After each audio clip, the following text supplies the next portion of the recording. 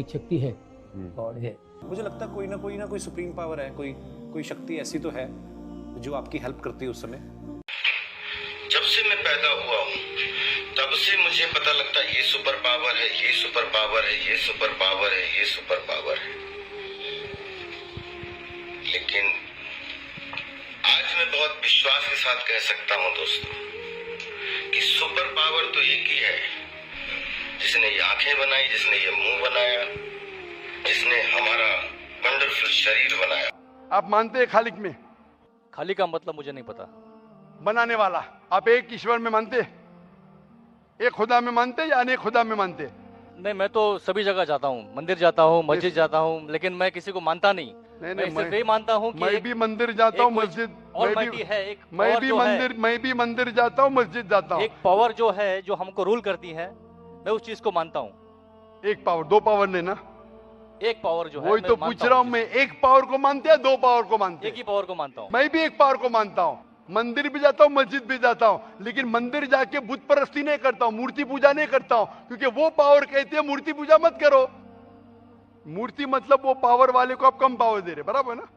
तो हिंदू मजहब कहता है मूर्ति पूजा मत करो, ईसाई मजहब कहता है मूर्ति पूजा मत करो, कुरान कहता है मूर्ति पूजा मत करो। एक पावर, उसको पावर कहो, ईश्वर कहो, खुदा कहो, अल्लाह कहो, लेकिन एक है ना कि दो है? एक ही है। बिल्कुल से। एक पावर को मानते? बिल्कुल। यानी एक ईश्वर को मानते? बिल्कुल। एक खुदा को मानते? बिल्कुल। एक अल्लाह को मानते? बिल्कुल। आप मानते हैं कि बुत परस्ती, मूर्ति पूजा गलत है? गलत तो है, लेकिन मैं करता हूँ। हाँ, यही तो बात है। आप मानते हैं गलत, अल्हम्दुलिल्लाह, करते वो गलत चलते आ रहा है, बचपन से चलते आ रहा है। मेरे परदादा भी कहते थे कि जमीन चपटी है, लेकिन मैं जब स्कूल में जाता हूँ डॉक्टर बन गया। बट हम मूर्ति की पूजा करने की वजह से मैं मानता हूँ कि मैं गॉड फियर हूँ, मुझे डर है, मेरे वालिद गलत काम से बचता हूँ। हाँ, गलत काम करते लेकिन गलत काम से बचते, दोनों में टकराव है।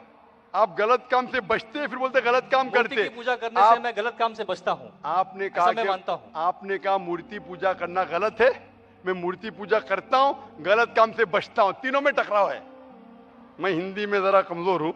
आपने कहा कि मूर्ति पूजा करना गलत है, लेकिन फिर भी मैं करता हूँ और गलत काम से बचता हूँ, दोनों कॉन्ट्रडिक्टिंग है।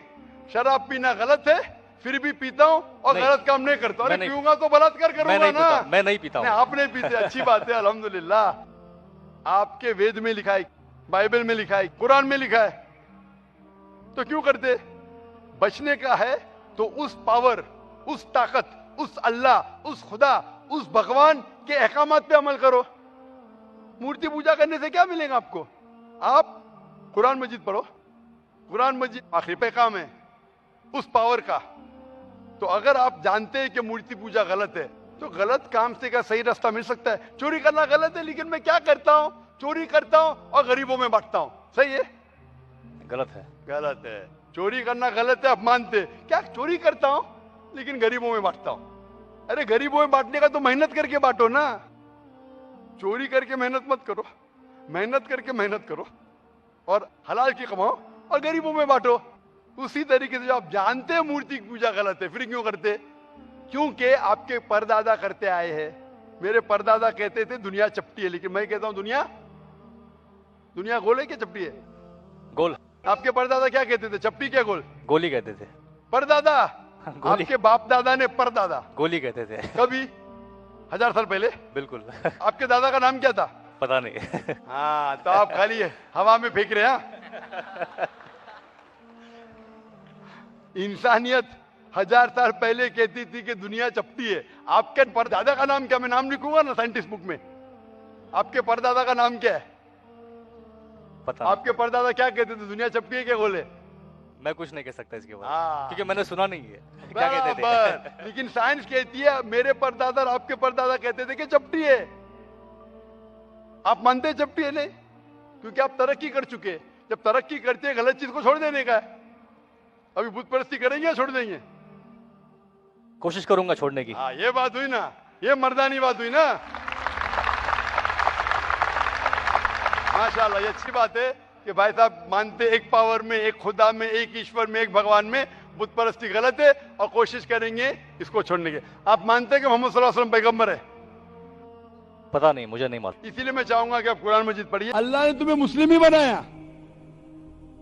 हो सकता है कि बचपन में आपके बड़े, आपके वालिदैन, आपके टीचर आपको सही रास्ता नहीं दिखा सके और आप गलत रास्ते पे गए, लेकिन इसके बावजूद आप अल्लाह को दोषी नहीं ठहरा सकते। आप ये पूछ सकते कि अल्लाह ने क्यों मुझे हिंदू खानदान में पैदा किया?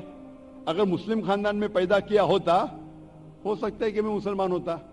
अल्लाह ताला फरमाते हैं कुरान मजीद में, सूरह फुरकान में, सूरह नंबर 25, कि अल्लाह अगर चाहे तो सारे इंसानों को मुसलमान बना सकता है।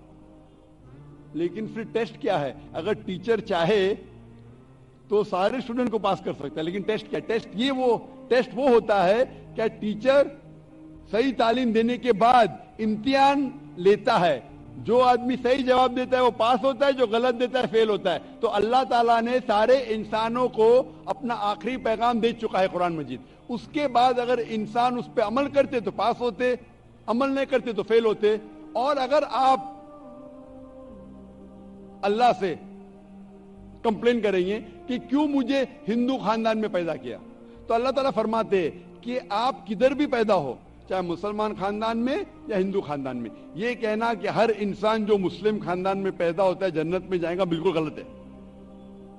सिर्फ मुसलमान खानदान में पैदा होने के बाद और मुस्लिम नाम रखने से इंसान जन्नत में नहीं जाता है।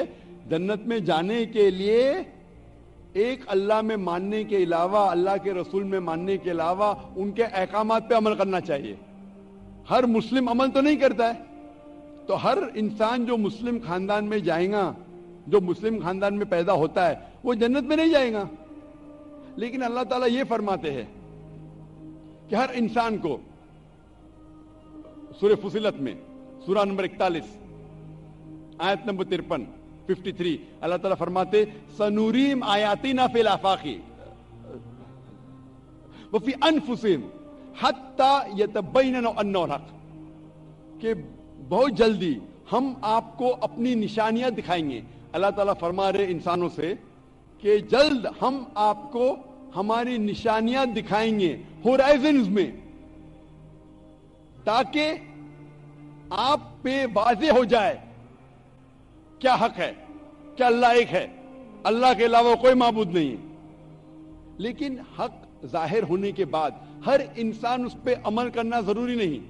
वो सोचने लगे, वो इंसान सोच सकता है कि अगर मैं इस्लाम कबूल करूं तो हो सकता है कि मेरे दोस्त मुझे छोड़ देंगे, हो सकता है कि मेरे वालिदैन मुझे जायदाद से दखल कर देंगे, हो सकता है कि मुझे मेरे तिजारत में नुकसान हो।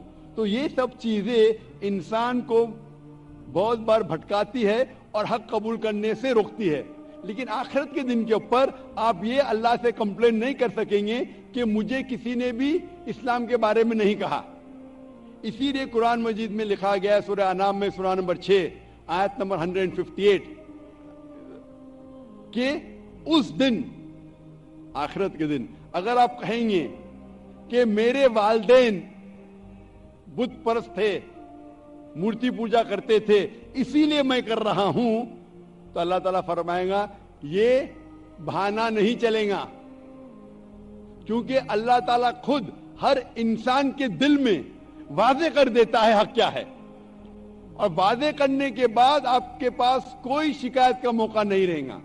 और आपको भी, आप आज इस मजलिस में आ चुके हैं और मैंने लाखों लोग के सामने आपको वादे किया है कि खुदा एक है, उसके अलावा कोई माबूद नहीं, और मोहम्मद सल्लल्लाहु अलैहि वसल्लम उसके आखिरी पैगंबर है। अगर आज आप इस बात को नहीं मानेंगे तो कल आप ये कंप्लेन नहीं कर सकेंगे, आप शिकायत नहीं कर सकेंगे अल्लाह से कि मुझे पता नहीं था।